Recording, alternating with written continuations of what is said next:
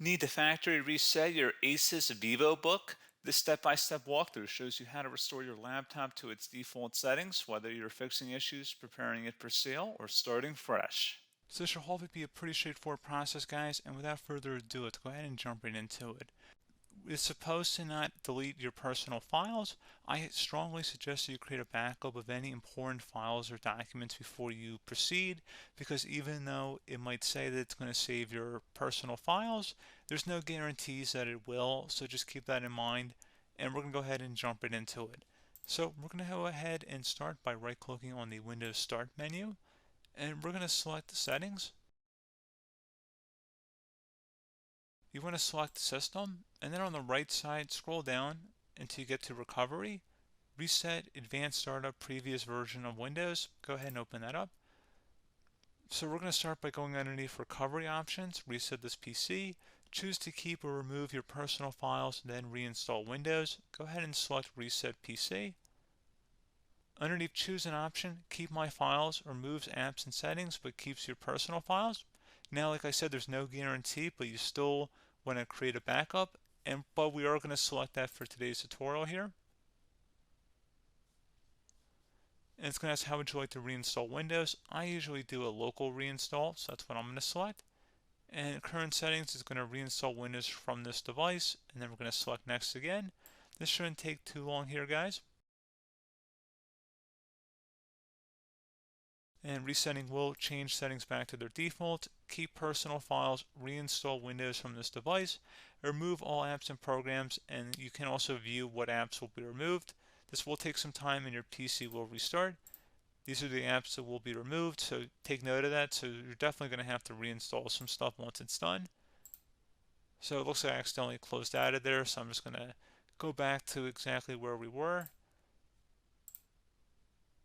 And we're just going to go ahead and proceed with the reset here and select reset.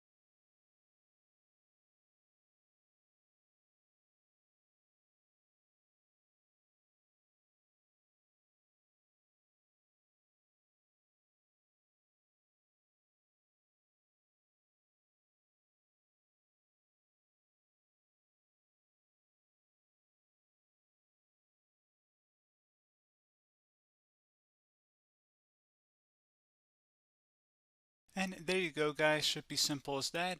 Go ahead and reinstall any of the applications that were removed. You can see a list of them by clicking on the link that's going to be on our desktop here.